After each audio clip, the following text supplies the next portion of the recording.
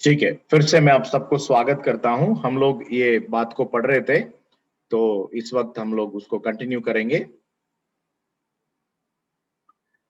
उन्होंने क्या सोचे थे, क्लेमेंट और ओरिगन, ये दोनों ने क्या सोचे थे कि प्लाटो, अरिस्टोटल, पिथागोरस, ये तीनों के जो सिद्धांत पुराना नियम के आधार पर है, इसलिए उनके सिद्धांतों को रखकर पवित्र शास्त्र को हमें इंटरप्रेट करना है। जो कोई सिद्धांतों को, क्रिश्चियन डॉक्ट्रिन को समझना है तो आपको प्लाटो, अरिस्टोटल और पैथागोरस के उन सिद्धांतों को उपयोग कर सकते हैं करके ये विचार को उन्होंने कलीसिया के अंदर में लेकर आया। ये है क्लेमेंट और ओरिगन करके हम देखते हैं। क्लेमेंट ऑफ अलेक्जेंड्रिया और ओरिगन के चित्र भी उसमें दिखता है। क्लेमेंट अपने समय के किसी भी अन्य ईसाई विचारकों की तुलना में हेलेनिस्टिक यूनानी दर्शन से काफी हद तक प्रभावित थे, और विशेष रूप से प्लाटो और स्टोइक द्वारा। मतलब उनके कुछ ऐसा प्रभावी हो गए, क्योंकि ये जो विचार जो था, यूनानी सिद्धांतवादियों के विचार जो था, क्लेमेंट के ऊपर ऐसे एक प्रभाव को कर लिया और प्रभावित होकर वो मसीह सिद्धांतों में और कलीसिया के अंदर उसने अपना प्रभाव को डालने लगा। ओके, उनके गुप्त लेखन, मतलब क्लेमेंट का गुप्त लेखन है, उसके कुछ चीजें जो है जो केवल टुकड़ों में मौजूद है, फ्रैगमेंट्स ही अवेलेबल है, सुझाव देती है कि वो पूर्व ईसाई यहूदी गूढ़वाद और ज्ञानवाद से भी परिचित थे। मतलब कुछ जो चीजें हैं मिस्टिकल जूइज्म करके जो कहते हैं, और फिर ग्नोस्टिक विचार जो है, उन चीजों से भी वो परिचित थे करके हमको कुछ जानकारी मिलता है। उनके एक लेखन में उन्होंने तर्क किया कि यूनानी दर्शन गैर यूनानियों से आया था, और यह दावा करता है कि दोनों प्लाटो और पैथागोरस को मिस्र की विद्वानों ने सिखाए थे। मतलब वो अपने लेखन में, अपने किताब में ये बताते हैं कि नॉन ग्रीक जो फिलोसोफर्स ने प्लाटो और पैथागोरस को सिखाए, और खास करके वो उन लोगों के बारे में बताते हैं कि वो मिस्र देश के स्कॉलर्स, मिस्र की विद्वानों ने उनको सिखाए करके बताते हैं। ठीक है, अभी ये चित्र देख लीजिएगा, ये 18वां शताब्दी का यूरोप है। तो हमको पता है, कल ही हमने देख लिया कि भारत देश का सिद्धांत अभी ग्रीस में पहुंच गया है। सोमाउस में पैथागोरस आकर अपना प्रचार को शुरू कर दिया करके हमने पढ़े थे। अभी ग्रीस में से, यूरोप से वो धीरे से और यूरोप के अन्य देशों में जाने लगा। जैसा कि पहले वो इटली में जाने लगा, इटली से वो फ्रांस गया, फ्रांस से ब्रिटेन गया, और बीच में कुछ जर्मन देश के भी कुछ ऐसे सिद्धांतवादियों को हम पढ़ सकते हैं। सो ये था उसका रूट, भारत देश से मिस्र देश और मेसोपोटामिया, बाबिलोनिया में आया, और वहां से वो ग्रीस में पहुंचा, और ग्रीक यूनानी देश से इटली में पहुंचा, इटली से फिर फ्रांस, जर्मनी होकर ब्रिटेन में पहुंचा, इंग्लैंड में पहुंचा। ओके, बाद में 13वीं शताब्दी में प्राचीन दार्शनिकों का एक पुनर्जन्म हुआ, और थॉमस एक्विनस, ये 13वीं शताब्दी का व्यक्ति है, एक बहुत बड़ा क्रिश्चियन स्कॉलर है। वो उन्होंने ईसाई धर्म के साथ प्राचीन दार्शनिकों के बीच संगत स्थापित करने की प्रयास किया। मतलब एंशियंट फिलॉसफीज जो था, उन एंशियंट फिलॉसफी जो प्राचीन दर्शन या तत्व ज्ञान करके कहते हैं, उसके साथ मसीहत को उन्होंने समझौता करने के लिए या उसके संगत को स्थापित करने के लिए प्रयास किया। Okay, other philosophers who kept the ancient philosophies alive and current were लेबिन्स एक जर्मन व्यक्ति, उसको जर्मन प्लाटो करके कहा जाता है, ये जर्मन प्लाटो है। और दूसरा एक व्यक्ति है, अंग्रेज व्यक्ति है, जो जॉन लॉक करके कहते हैं। तो देख रहे हैं आप, 13वां शताब्दी से लेकर धीरे धीरे वो यूरोप के अन्य देशों में धीरे धीरे वो फैलने लगता है। सर फ्रांसिस बेकन का नाम हम सब लोग जानते हैं, बहुत ही एक श्रेष्ठ व्यक्ति था। उसके बारे में क्या हम जानते हैं, कई लोग आधुनिक फ्री मेसनरी का संस्थापक मानते हैं। फ्री मेसन्स करके आप सुने होंगे, इतिहास में पढ़े होंगे। ये फ्री मेसनरी एक ऐसे प्रकार का एक गुप्त रहस्यमय संस्था है, पूरे विश्व में भरा हुआ है। उनके द्वारा पूरे विश्व में कई चीजें किया जाता है। मतलब कई देश, राज्य, राष्ट्र, राजनीतिक अगुवे बैंक्स, ये सब कुछ इनके अधीन में रहकर काम करता है। ये फ्री मेसनरी का संस्थापक सर फ्रांसिस बेकन, मतलब मॉडर्न फ्री मेसनरी का, और ये गुप्त रॉयल सोसाइटी का भी, उसमें भी वो शामिल थे। रॉयल सोसाइटी करके एक सीक्रेट सोसाइटी इंग्लैंड में था, लंदन में था, उसके भी वो एक सदस्य थे। ओके, आपको ध्यान में रखना होगा कि प्रोटेस्टेंट सुधार के बाद, मतलब प्रोटेस्टेंट रिफॉर्मेशन जब हुआ था, उसके कारण सार्वजनिक क्षेत्रों में ईसाई विश्व दृष्टि बहुत मजबूत थी। मतलब क्रिश्चियन वर्ल्ड व्यू बहुत ही स्ट्रांग था। आप आसानी से ऐसा तत्व ज्ञान को अंदर नहीं घुसा सकते हैं। देयरफॉर, इसलिए विरोधी विचारों को गुप्त होने की आवश्यकता थी। ये जो विरोधी विचार है, मसीहत की, ईसाइत की, बाइबल के सिद्धांत के विरोध में रहने के कारण इसको गुप्त होने की आवश्यकता था। इसको सीक्रेटली लोगों ने उसको अंदर रखे थे। कुछ ही लोगों के बीच में उसका विचार चलता था, विमर्श करते थे, उसके बारे में बोलते थे, उसका रीति रिवाजों को भी करते थे। तो खास करके ब्रिटेन के एक जो क्षेत्र है जिसको स्कॉटलैंड करके कहते हैं, ये स्कॉटलैंड में ये विचार पहुंच गया, और वहां पर एडिनबर्ग, जो जहां पर डार्विन रहा, वो मेडिकल कॉलेज में पढ़ा, उसके पिताजी वहां पढ़े, तो वो जगह में ये बहुत ही विस्तार किया गया और लोग उसको अधिक स्वीकार करने लगे। इंग्लैंड में पहला स्कॉटलैंड में ही इसका आरंभ हुआ। उसको अपन एक एक करके देखते हुए जाएंगे। इसलिए कुछ समूहों ने ईसाई होने की बाहरी रूप रखा, लेकिन प्लेटो, अरस्तु और पैथागोरस की प्राचीन दर्शन को जीवित रखना जारी रखा। देख लीजिएगा, ये बहुत महत्वपूर्ण हमें समझना है। बाहरी रूप में वो कोई चर्च के सदस्य होंगे, कोई क्रिश्चियन करके बोल रहे होंगे, परंतु अंदर ही अंदर वे इस प्रकार की जो सिद्धांतवादी लोग हैं, फिलोसोफर्स है, उनको उन्होंने उनके सिद्धांतों को जीवित रखा। फ्री मेसनरी उन समूहों में से एक था। मतलब मैंने फ्री मेसनरी के बारे में सर फ्रांसिस बेकन के साथ में आपको बताया।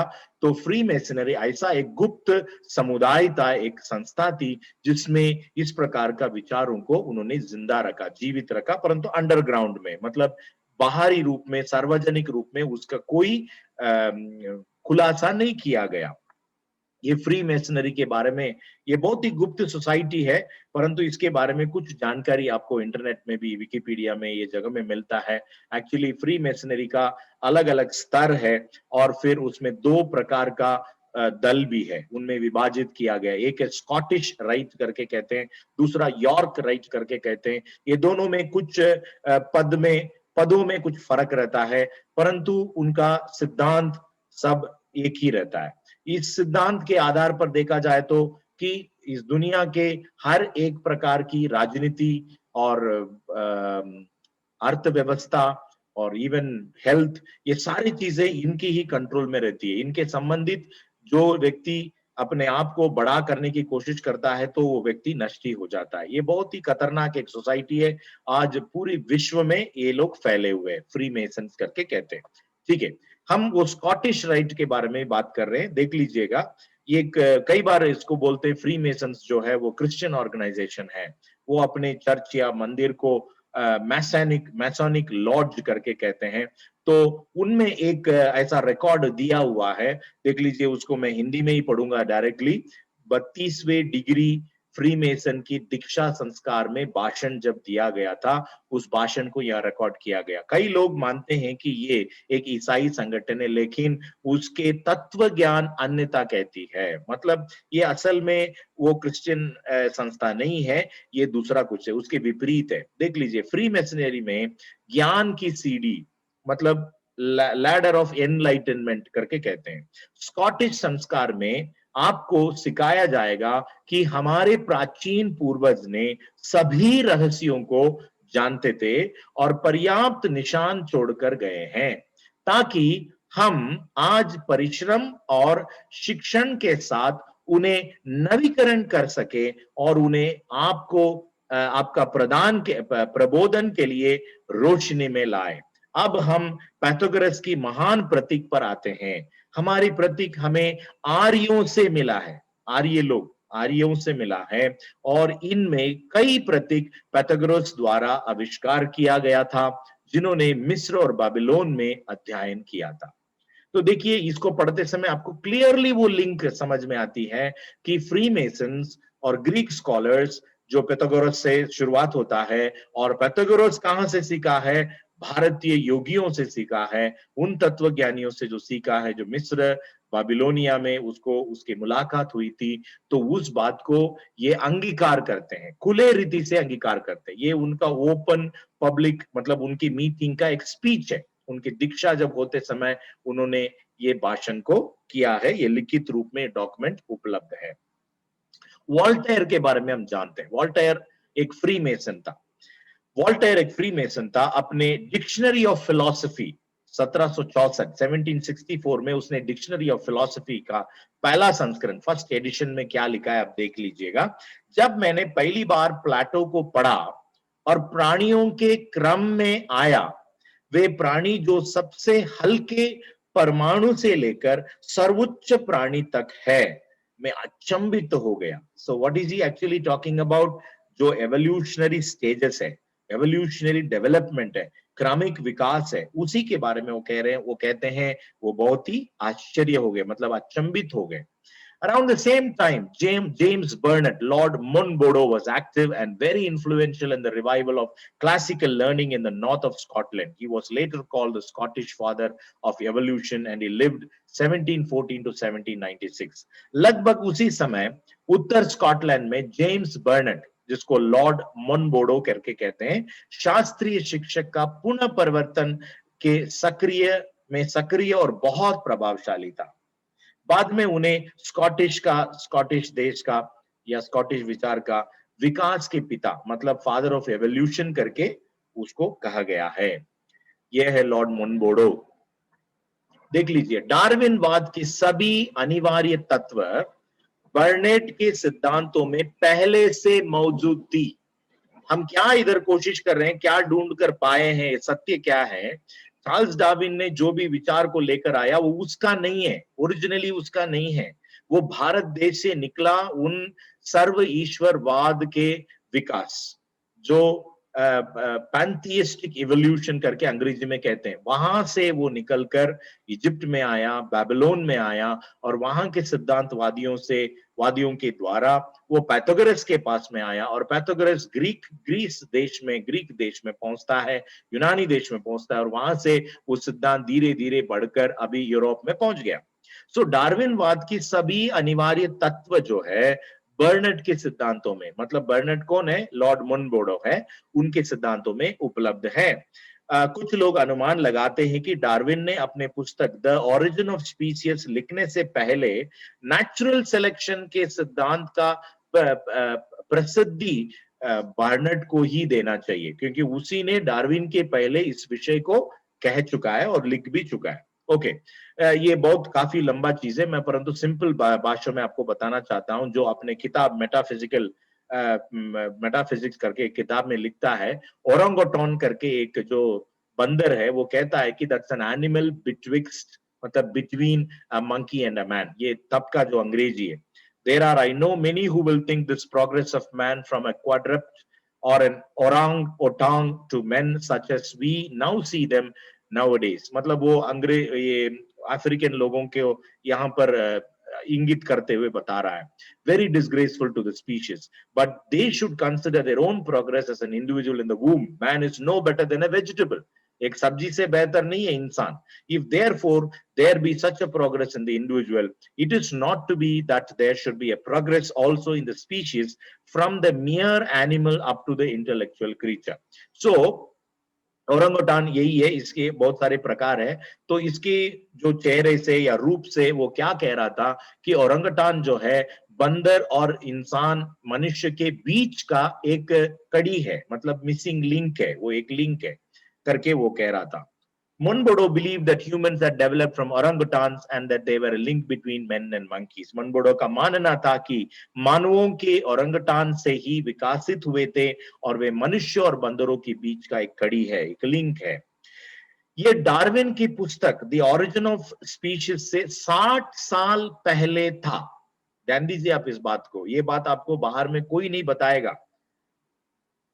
सब लोग डार्विन से ही एवोल्यूशन थियरी को शुरू करते हैं, परंतु डार्विन के पहले लॉर्ड जेम्स बर्नेट के, लॉर्ड मोनबोडो के किताब में, उनके जो खोजबीन में, उनके ऑब्जर्वेशन में ये बात लिखा गया है कि मनुष्य बंदर से ही आया, और डार्विन के 60 साल पहले।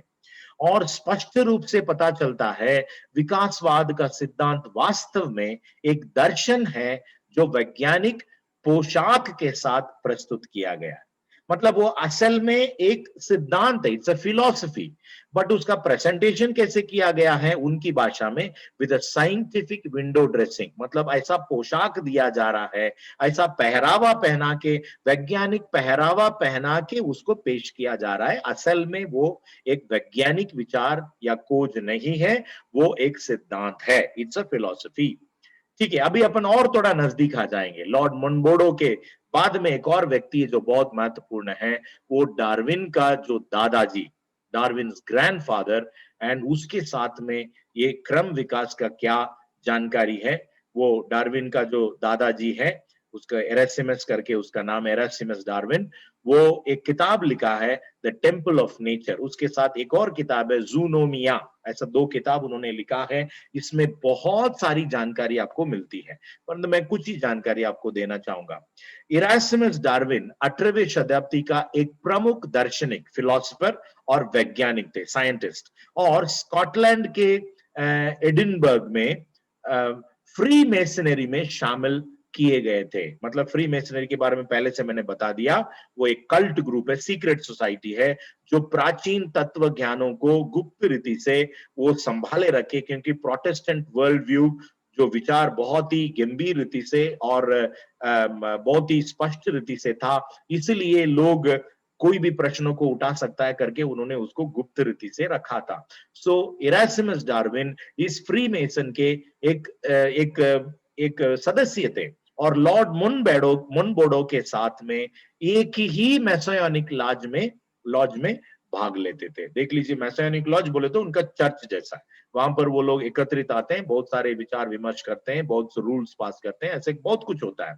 तो लॉर्ड मोनबोडो जिस मैसयानिक लॉज में फ्री मेसन की जो उनका जो सभा है जिसमें शामिल होते हैं, उसी में एरेसिमस डार्विन भी शामिल होते थे और उनके सदस्य थे, और साथ में बहुत सारा उनका चर्चा होती थी। वो चार्ल्स डार्विन का दादा थे। तो ये कनेक्शन आपको समझ में आ रहा है। देखिए, वो एक पोएम लिखा 1803 में, वो मरने के बाद में ये छपाया गया। और एरेसिमस डार्विन ने क्या कहा, देखिए, एक जमाने में वैज्ञानिक सत्य को ऋषि अर्थात पाइथागोरस युवकों को यूनानी मंदिरों में सिखाया। लगातार होने वाले परिवर्तन के साथ बेचैन परमाणु कैसे जीवन से जीवन के लिए प्रवास करते हैं, स्थानांतर द्रव्यमान करके उन्होंने बताया, ट्रांसमाइग्रेशन मास। सो ये सारा जो विचार जो बता रहे वह वैज्ञानिक नहीं है, वो तत्वज्ञानिक है। एरास्मस और भी कहा, एरास्मस डार्विन ने पाइथागोरस की दर्शन को समझ लिया, जो जीवन के बदलने के लिए एक लगातार होने वाला पुनर्जन्म का चक्र है। लगभग 60 साल बाद उनके पोते चार्ल्स डार्विन द्वारा लिखित द ओरिजिन ऑफ स्पीशीज में जीवन के विषय में इसी विचार को फिर से प्रस्तुत किया जाएगा। मतलब एरास्मस डार्विन ने जो काम किया, उसको 60 साल बाद चार्ल्स डार्विन, उसका पोता, ने उसको प्रस्तुत किया।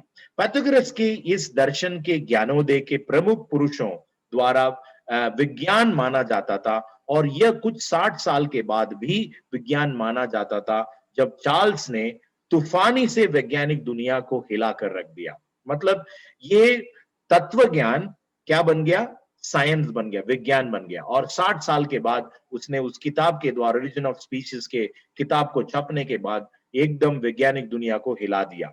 ओके, एरास्मस की एक और किताब है, उसमें ये सारी बातें मिलती हैं, परंतु मैं जल्दी जाना चाहता हूं। How does philosophy become science, कैसे तत्व ज्ञान विज्ञान बना। 18वां शताब्दी के कुछ बहुत प्रभावशाली पुरुषों के पास एक विश्व दृष्टि थी कि जीवन और ब्रह्मांड कैसे अस्तित्व में आया। They had a world view. तो पावरफुल लोग थे। इस विश्व दृष्टि के साथ ही एरेस्मस के पोते चार्ल्स डार्विन ने अपनी टिप्पणियों और प्रयोगों के बारे में अपनी पुस्तक द ओरिजिन ऑफ स्पीशीज में निष्कर्ष निकाला। उनके पहले का विश्व दृष्टि द्वारा उनके निष्कर्षों के अर्थ दिया गया था। ऑलरेडी वर्ल्ड व्यू था, तो उसके आधार पर उसने अपने जो ऑब्जर्वेशंस को पेश किया। इरेसिमस डार्विन ने पैथागोरस, प्लेटो और अरिस्टो जैसे प्राचीन दार्शनिकों का से अपना विश्व दृष्टि को बनाया। जीवन के संस्थागमन और जीवन का निरंतर परिवर्तन के विषय में उनके तत्व ज्ञान भारत के योगियों ब्राह्मणों से आया है। The philosophies concerning transmigration, ceaseless change of life came from the Brahmins of India. Pythagoras क्या किया था? उनके मार्गदर्शन में, मतलब किनके मार्गदर्शन में? उन योगियों के, भारतीय योगियों के, तत्व ज्ञानियों के मार्गदर्शन में 12 साल बीतने के बाद पाइथागोरस ने उन शिक्षाओं को पश्चिम में ले आया। आधुनिक विज्ञान इतनी लंबी और इतनी तीव्रता से एक व्यक्तिगत परमेश्वर की अस्तित्वता के बिना ब्रह्मांड को दिखाने के लिए श्रम किया है। जैसा सबोपदेशक एक पहला अध्याय की 9 से 11 वचनों में लिखा है, वो पूर्ण होता है कि जो केवल एक प्राचीन धर्म का संदेहपूर्ण ज्ञान है, जो तोते की तरह बक दिया गया। मतलब तोता जैसे जो बोलते हैं उसको बोलता है, वैसे इन तत्व ज्ञानियों ने, जो आपको पाइथागोरस से लेकर चार्ल्स डार्विन तक, वो उन्होंने क्या दोहराया, या तोते की तरह वो क्या बक रहे हैं, वो प्राचीन भारत के तत्व ज्ञानियों के तत्व ज्ञान को, सिद्धांतों को लेकर वो अपने तत्व ज्ञान के रूप में पेश कर रहे हैं। तो क्रमिक विकास की यही इतिहास है।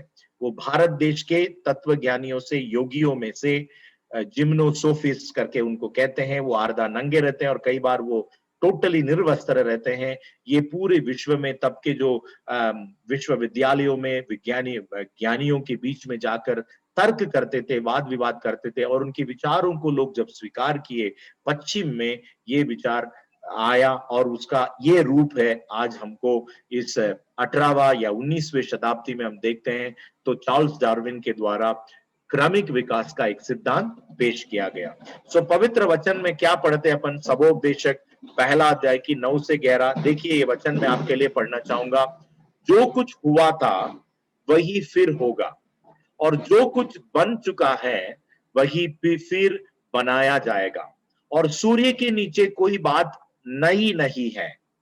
क्या ऐसे कोई बात है जिसके विषय में लोग कह सके कि देख यह नहीं है, ये नहीं है? यह तो प्राचीन युगों में वर्तमान थी। प्राचीन बातों का कुछ स्मरण नहीं रहा, और होने वाली बातों का भी स्मरण उनके बाद होने वालों को न रहेगा। मतलब हर पीढ़ी में जो कुछ हो रहा है वो कोई नई बात नहीं है। Nothing is new under the sun. ये कौन कह रहा है? सोलोमन राजा कह रहा है। परमेश्वर के ज्ञान से, अपना अनुभव से, उस ज्ञान के आधार पर इस बात को कहता है। सो सबोपदेशक में जो बातें हमको ये वचनों के द्वारा प्राप्त होती है, उसी को ही हम लोग क्रमिक विकास की कहानी में, इतिहास के उस खोज में हम देख रहे हैं। कोई भी चीज इस संसार में सूर्य के नीचे नया नहीं है। सब कुछ जो पहले था वही आपको न्यू पैकेज में दिया जा रहा है। भारत देश के सिद्धांत जब इंग्लैंड में पहुंचा या स्कॉटलैंड में पहुंचा, वो उसका रूप चेंज हो गया, परंतु उसका एसेंस, उसका सार जो था वो वही है। मतलब परमेश्वर बिना ये सारी प्रकृति या ये जो सारा जो ब्रह्मांड अपने आप में अस्तित्व में आया। पहले वो प्रकृति को ही ईश्वर करके माने, बाद में वो ऐसा कह दिए कि वो प्रकृति से ही, मतलब प्रकृति को कोई व्यक्तिगत पहचान नहीं दिया गया, परंतु उसको एक क्वेश्चन मार्क के साथ ही रख दिया गया। और अभी तो और एडवांस लेवल में इस सिद्धांत सिखाया जा रहा है, और अभी तो बहुत सारे जेनेटिक स्टडीज हुआ है, बहुत सारा खोजबीन हुआ है। दोनों पक्ष में बोलने वाले रहते हैं, दोनों पक्ष में बहुत सारे वैज्ञानिक सबूतों को पेश करते करके कहते हैं जो सृष्टिवाद या ईश्वरवाद ईश्वर के ऊपर विश्वास रखने वाले, सृष्टि के ऊपर विश्वास रखने वाले अपना तरफ के वाद को रखते हैं, तर्क को रखते हैं और निरीश्वरवाद या नास्तिकवाद, प्रकृतिवाद अपना विचारों को रखते हैं। सबके बीच में एक लाइन है, वो है क्रमिक विकास की ये कहानी या क्रमिक विकास का सिद्धांत। इसलिए हमें इसको योग्य रीति से समझना जरूरी है। मेरा छोटी सी कोशिश है, प्रयास है कि आपको संक्षिप्त में बता दूं। बहुत सारे pages and pages, thousands of pages में ये सबूतें उपलब्ध है। आपको यदि चाहिए तो आप उसको खोज सकते हैं। मैं मेन मैप आपको दिखा दिया, कौन कौन, उनका नाम, उनका जगह, उनका समय और मुख्य सिद्धांत। अभी और उनको आप पढ़ सकते हैं डीपली। आपको यही बात समझ में आता है कि ये सारा सिद्धांत भारत देश से ही आया। प्रार्थना करेंगे।